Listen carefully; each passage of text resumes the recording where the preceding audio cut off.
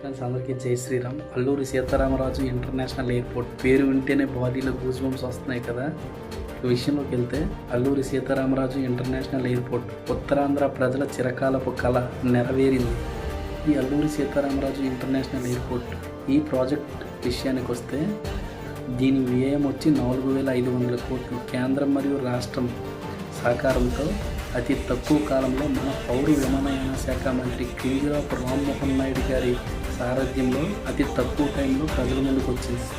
ఈ project work కూడా 95% పూర్తయింది. ఈరోజే విమానయాన శాఖ మంత్రి వర్యులు ఢిల్లీ నుంచి ఈ భోగాపురం వరకు ఒక ట్రయల్ రన్ కూడా వేశారు. ఇది విజయవంతంగా ముగిసింది కూడా.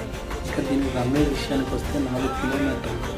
Boeing 777 international Airways, next Airbus A380 వంటి పెద్ద విమానాలు కూడా సురక్షితంగా ల్యాండ్ అయ్యే విధంగా దీన్ని నిర్మించారు.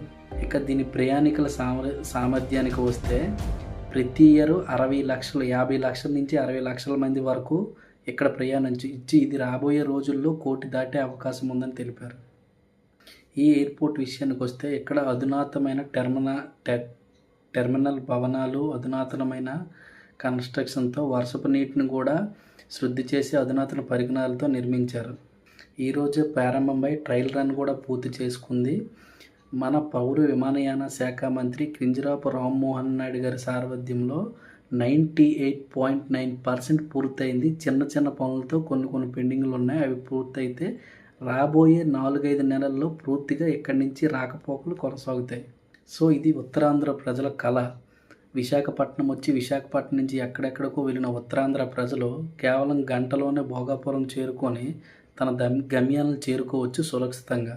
ఈ ఎయిర్పోర్ట్ స్టార్ట్ అవడం వల్ల ఉత్తరాంధ్రలో పెట్టుబడులు పెరిగి ఉద్యోగ అవకాశాలు కూడా పెరిగే అవకాశం.